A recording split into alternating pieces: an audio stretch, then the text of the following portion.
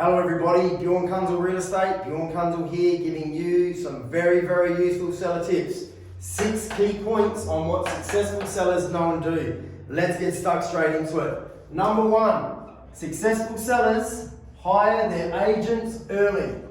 They don't wait until it's time to go on the market to interview agents. They get agents in before they do the renovations. They get agents in before they paint the house. They get agents in before they make any changes.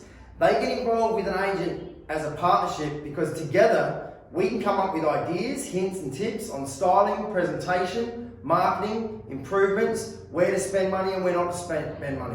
Successful sellers understand that getting involved with a good agent early means that we can show you how you can spend maybe $1,000 for a $10,000 return. So successful sellers interview early, they assess early, and they hire their agent early, and then they get their agent to help them with everything that they need to do to prepare a property for sale. A lot of my buyers say to me, wow, all of your homes are so nice, Bjorn. All of your homes are presented so lovely. All of your homes got lovely marketing, and none of your homes are trouble homes. They're in good condition. There's no issues with them. They seem to be good quality properties.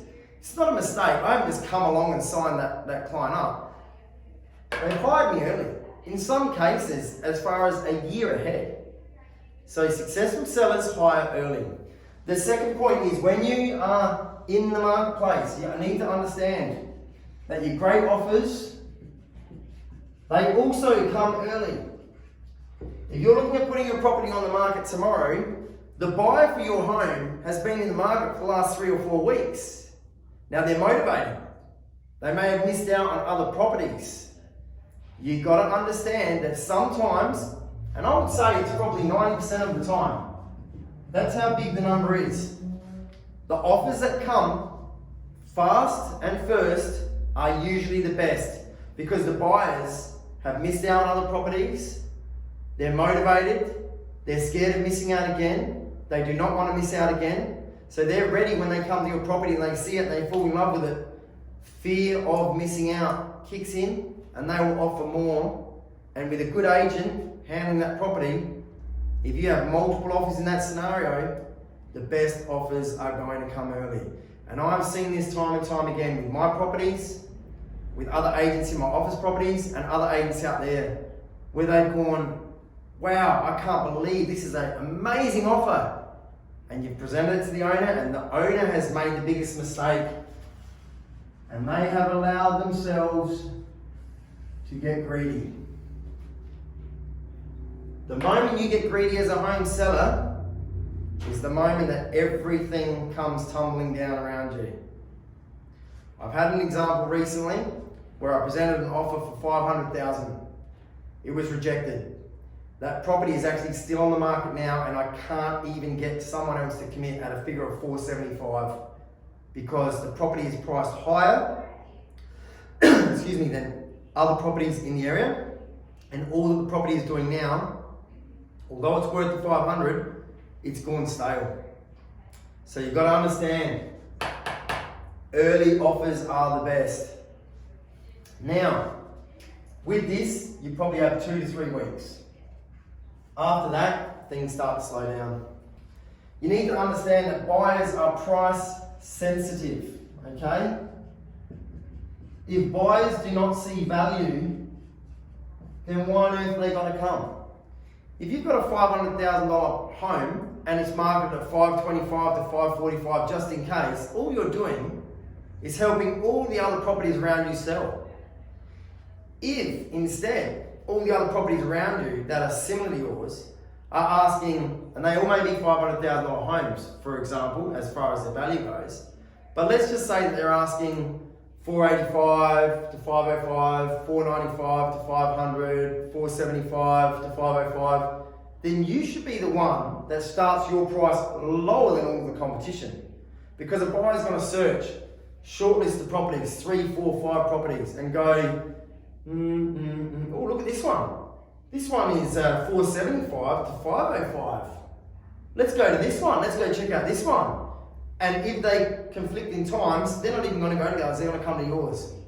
So it's very important to understand that buyers are price sensitive. If you don't give them a figure that creates value, then you're not going to have a pool of buyers swarming towards your property.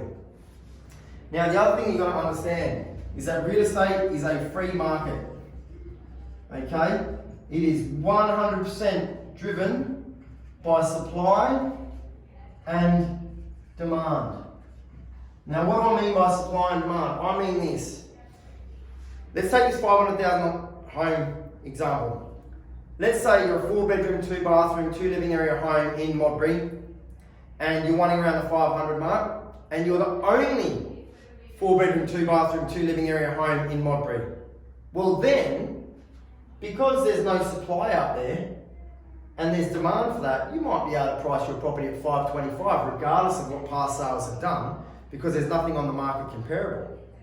However, if you're that same $500,000 property and the comparables on past sales around the 500, that's great. But if all the other properties are priced below you, you've got to understand that unless you price sharp, you will not have demand on your property, because there may be 3, 4 or 5 options. So the way you get the demand for your property is by making your property look like better value than anyone else's property out there. This is critical stuff, guys.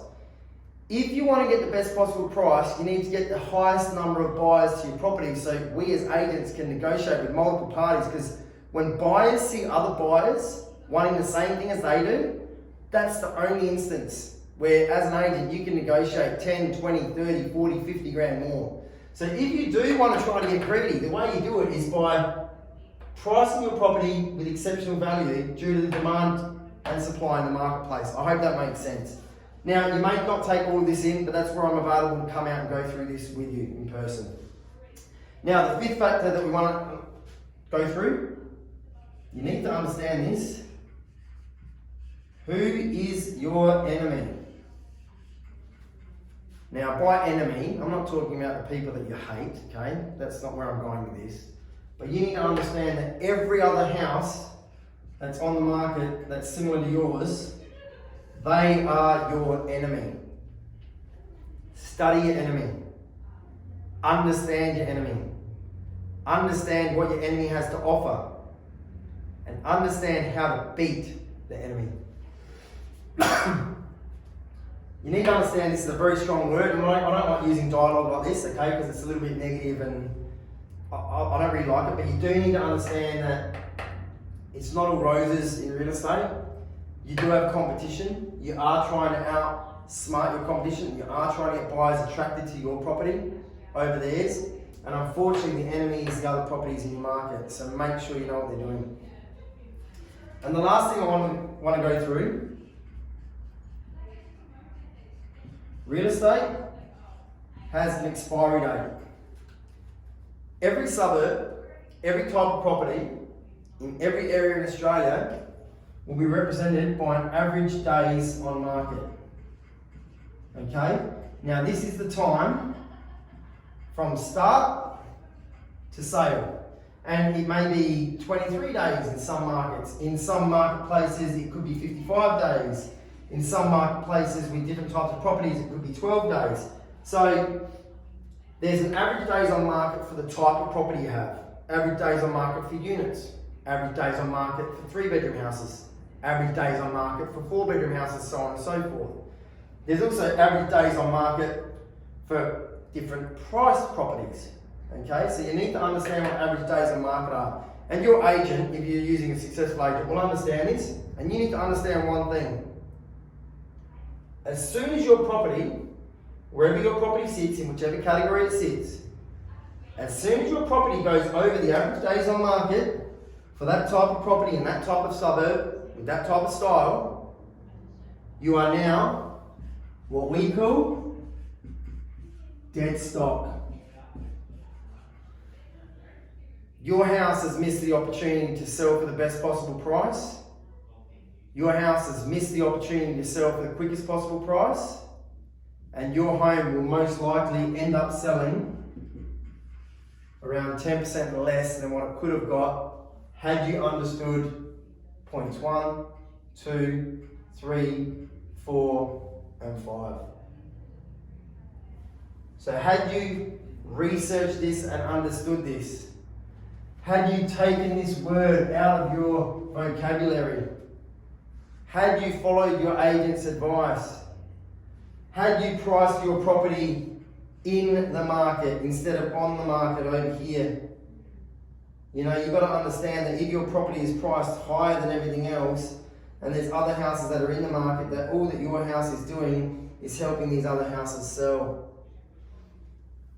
This is critical. This is probably the most important video that I've ever done, that I've ever shared with you. I know it's quite detailed, and I know there's a lot of mention on price, but you need to understand we're in a very price sensitive market. We have the lowest interest rates that they've ever been. We have an economy which is a little bit shaky, and we have buyers which are very cautious before they take action. So the only way that you can attract the buyers is you need to offer more than everyone else out there. And if you're not offering more than your competition, then you're going to have a very, very rough road ahead.